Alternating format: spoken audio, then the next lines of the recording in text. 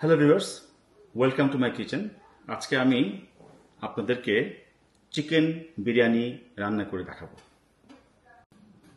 প্রথমেই আমি এখানে রেখেছি 3টি মাঝারি সাইজের পেঁয়াজ, আর এখানে আছে এলাচ, দারচিনি এবং তেজপাতা। আমি এগুলো ভেজে নিব ঘি এবং অলিভ অয়েল দিয়ে, এবং তারপরে আমি এখানে দিব হচ্ছে একটু আদা এবং একটু রসুনের পেস্ট। প্রথমে আমি যেটা করব, আমি এখানে একটু তেল দিয়ে দিচ্ছি। এখানে 3 টেবিল চামচ মতো তেল এবং ঘি দিব। এটা অলিভ অয়েল দিলাম এবং তার সাথে আমি একটু ঘি মিশিয়ে দিব। বিরিয়ানি মানে ঘি, তো ঘিয়ের একটু আধিক্য না থাকলে আর যেন ঘি থাকে, এটা আমরা করব। এবং তারপরে আমি এখানে এখন দিব হচ্ছে ওই ধুয়ে রাখা দারচিনি, এলাচ এবং 2টো তেজপাতা, এবং রেখে দেওয়া পেঁয়াজের অর্ধেকটা মতো দিব এখানে আমরা, কারণ কিছু পেঁয়াজ রেখে দেবো আমরা, যে পেঁয়াজটা হবে পোলাওয়ের একটা উপকরণ, তো পুরো পেঁয়াজটা আমি এখানে দিব না।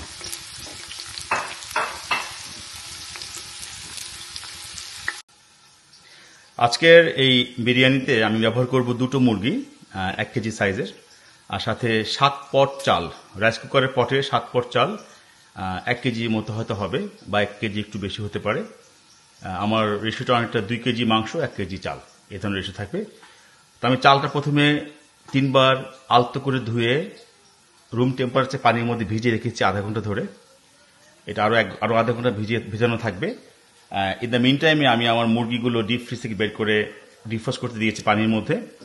তো ওটা হয়ে গেলে তারপর আমি আগে মুরগিটা রান্না করে নিব, দেন আমি চালটা রান্না করব। আমরা এখন এখানে যেহেতু 2টো মুরগি আছে, আমি দিব এখানে 2 চামচ আদা,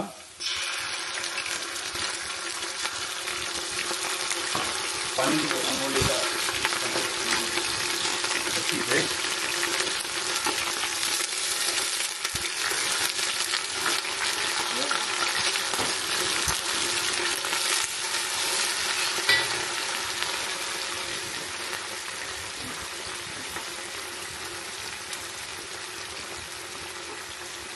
আর এখানে আমি রসুন দিব 2 চামচ,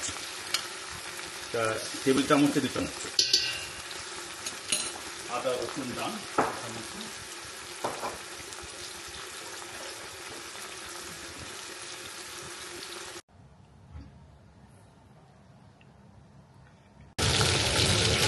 এরপর যে আমি করবো, আমার শুকনো মশলাগুলো দিয়ে দিব। আমি এখানে এটার মধ্যে মিশিয়ে রেখেছিলাম সমস্ত মশলাগুলো। এখানে আছে জয়ফল, জয়শ্রী, ভাজা জিরার মশলা গুঁড়া, তারপর নর্মাল জিরার গুঁড়া, তারপরে আছে এখানে লবণ, তারপরে আছে এখানে গরম মশলার গুঁড়া, আরও আছে এখানে লবণ। আমি এই সমস্ত মশলাগুলো একসাথে রেখে এখানে দিয়ে দিলাম, যাতে মিশ্রণটা একটু লেগে না যায়। পানি দিতে হবে। আমাদের এখন মূল কাজটা হচ্ছে এই মশলাটা কষানো। মশলাটা কষানো হয়ে গেলেই আমরা এর মধ্যে মাংসটা ছেড়ে দিব।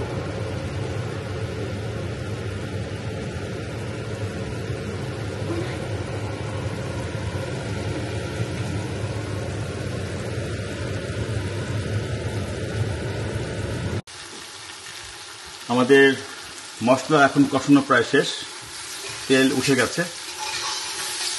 তো এ পর্যায়ে আমার ধুয়ে রাখা 2টো মুরগি আমি দিয়ে দিব এর ভেতরে এক এক করে।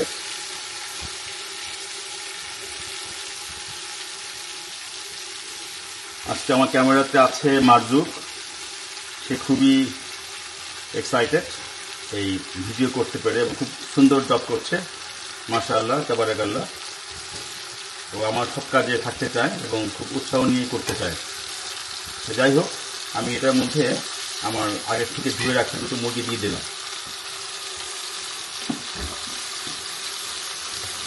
মাছটা ধুয়ে এখন আমি এই মুরগিগুলোকে নেড়ে এটাকে আমি প্রায় 10-15 মিনিট ধরে কষাবো।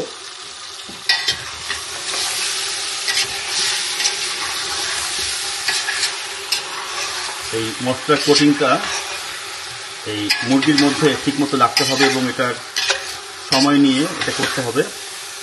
যেহেতু এটা মুরগির বিরিয়ানি হবে, অবশ্যই দেখতে হবে যেন মুরগির পিসগুলো ভেঙে না যায়।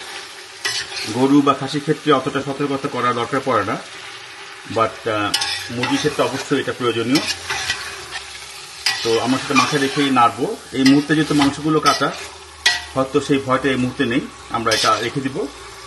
মশলা কোটিংটা হয়ে গেছে, আমি এখন এখানে রেখে দিব কিছুক্ষণের জন্য এটা, যাতে করে এটা যখন লেগে যায় আবার তখন কষাবো। এই প্রক্রিয়া মিনিট 10-15 মিনিট মতো চলবে।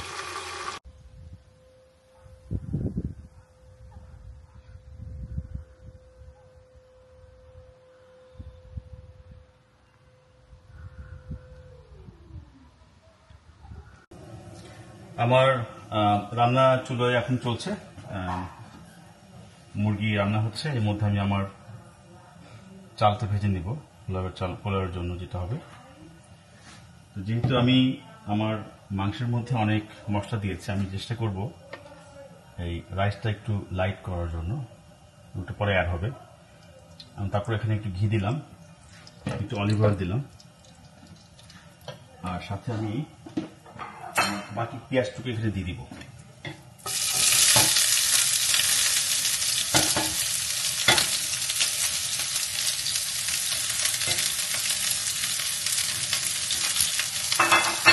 এবং একটু এলাচ দারচিনি দিলাম এখানে।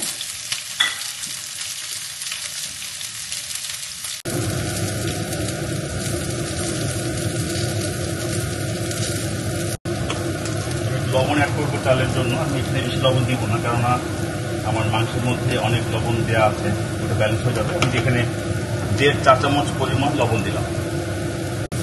যেহেতু আমি আলাদা করে বেরেস্তা করব না, আমার বেরেস্তা করা পরে ছিটিয়ে দিব, সেজন্য আমি এই লবণটা আগেই দিয়ে দিলাম, যাতে করে আমার এই পেঁয়াজ সহজেই গলে যায় এবং তাড়াতাড়ি এটা রান্নাটা হয়ে যায়।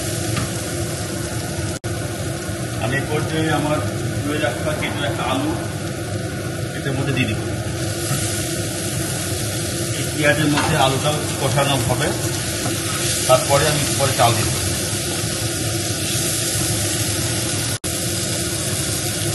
একটু গরম পানি দিয়ে আমি এটা এখন ঢেকে দিব।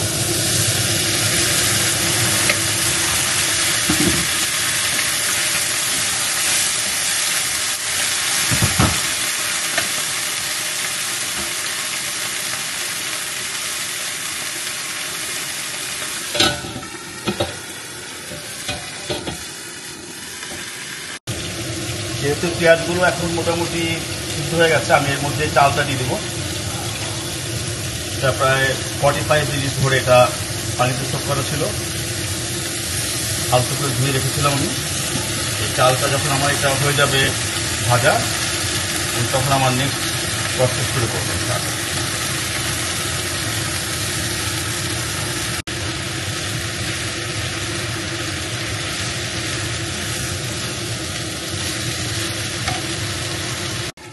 আমার চাল ভাজা মোটামুটি শেষ এবং মাংসটা মোটামুটি রান্না আমার হয়ে গেছে 80%। এ পর্যায়ে আমি মাংসটা আলাদা করে নিলাম, একটা বোলে রাখলাম, এবং এই মাংসের যে ঝোল ছিল সেই ঝোলের মধ্যে পানি দিয়ে এটাকে বলক তুলে আমি সেই পানির মধ্যে ছেড়ে দিব আমার ভাজা চাল। তবে পানিটা বলক ওঠার আগে আমি এখানে দিয়ে দিচ্ছি 2টো স্টার এনিস আর 2টো বড় এলাচ।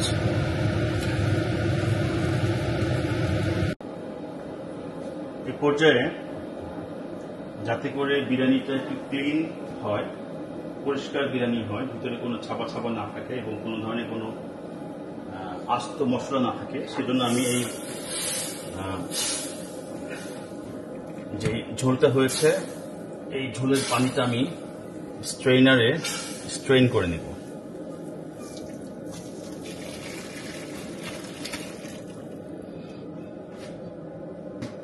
কারণ যখন আমরা বিরিয়ানি খাই অনেক সময় আমাদের দাঁতের নিচে বিরিয়ানির অনেক ধরনের মশলা পড়ে, যেটা খেতে অত ভালো লাগে না। ওই জন্য এই চিকেন ওয়াটার পদ্ধতিতে করা। গরম পানি দিয়ে আস্তে আস্তে করে যতটুকু মশলা এখান থেকে নেওয়া যায় সেটার চেষ্টা এখন করছি আমি। এখন এই বলক ওঠা পানির মধ্যে ভেজে রাখা চালগুলো দিয়ে দিব, সাথে আলু আছে, যাতে চালটা অর্ধেক সিদ্ধ হয়ে গেলে আমি এটার ভিতরে দিয়ে দিতে পারি আমার রান্না করা মাংস, যেটা মোটামুটি 80% কুক হয়ে আছে, 20% কুক হবে এই চালের সাথে।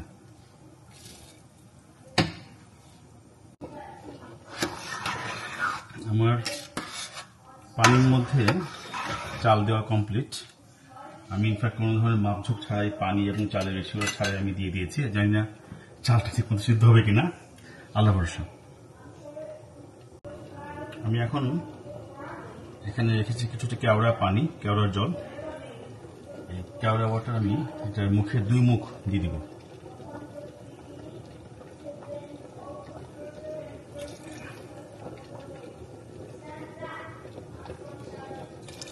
এটা বিরিয়ানি ভালো একটা ফ্লেভার নিয়ে আসে। আপনারা দিতে পারেন, চাইলে গোলাপ জলও দিতে পারেন, কিন্তু আমার কাছে কেওড়া পানিটা ভালো লাগে। কেওড়া জলটা অনেক গন্ধ, একটা সুন্দর গন্ধ দেয়, ঘ্রাণটা ভালো হয়।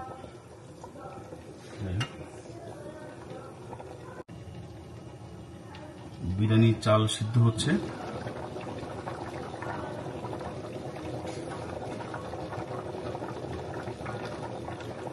যেহেতু ভিতরে এখন অনেক পানি আছে, আর আমি চাচ্ছিলাম যে এই পানিটার মধ্যে এই মাংসের ফ্লেভারটাও ঢুকুক এবং এটা একে অপরকে কমপ্লিমেন্ট করুক। এই পর্যায়ে আমি আমার মাংসগুলো এর ভেতরে দিয়ে দেব। মুরগির মাংসগুলো এখন চলে যাবে। এখন এই রাইস এবং মাংস একসাথে কুক হবে। যখন পানি থাকবে না একদমই, তখন আমি ঢেকে দেব। ঢেকে দিয়ে তখন আমি লো হিটে এটা দিয়ে রাখবো আরো 10 থেকে 15 মিনিট মতো।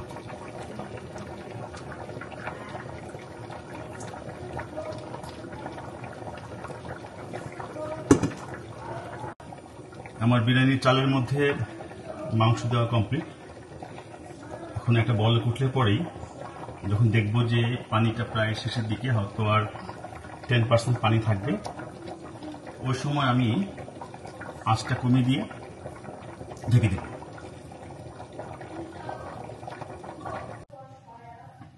আমার রান্না মোটামুটি প্রায় শেষের দিকে। আমি এর মধ্যে একটু ঘি অ্যাড করলাম এই বিরিয়ানির মধ্যে। এখন এটাকে লো হিটে আমি দিয়েছি। এটা আলতো আঁচে আরও প্রায় মিনিট 10 চালটা সিদ্ধ হবে। পানি প্রায় শেষের দিকে, আর হয়তো বা 10 to 15% পানি ভিতরে আছে।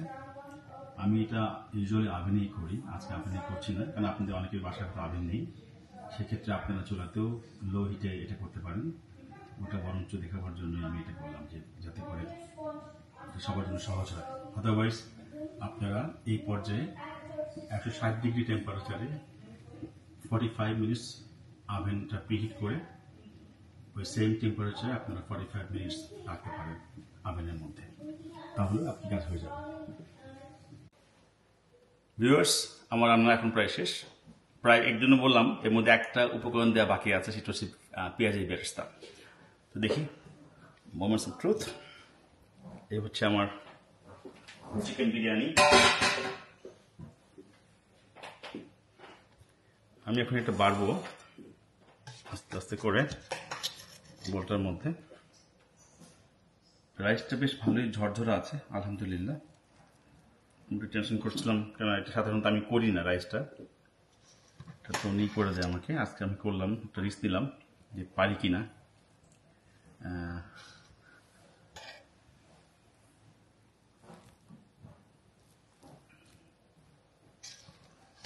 দেখে ভালোই মনে হচ্ছে। আমার কাছে যেটা গুরুত্বপূর্ণ ছিল যে এই বিরিয়ানির ভেতরে ছাপা ছাপা কোনো মশলা থাকবে না, সেটা ঠিকই আছে। যেহেতু আপনারা দেখেছেন আমি এর মধ্যে এক সময় ওই মশলাগুলো ছেঁকে ফেলে দিয়েছি, তো ওটা একটা ইম্পর্টেন্ট পার্ট ছিল রান্নার মধ্যে। মোটামুটি ডান। তো দেশ থেকে করে আনা বেরেস্তা বাংলাদেশের, যেটা আমার দেশে এখানে অস্ট্রেলিয়াতে বলে শ্যালোটস, আমার দেশের দেশি পেঁয়াজ যেটা আর কি।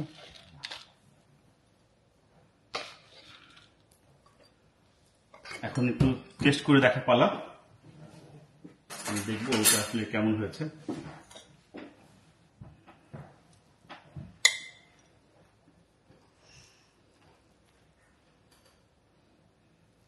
সবগুলো একটু করে নিব, একটু চিকেন, একটু আলু। বিসমিল্লাহ।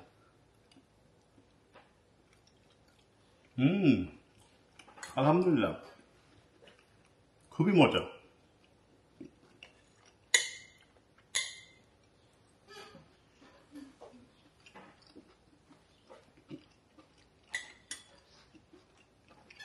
Perfect balance of spices chicken biryani. আপনি রান্না করুন, পরিবারের সবাইকে নিয়ে উপভোগ করুন। ধন্যবাদ।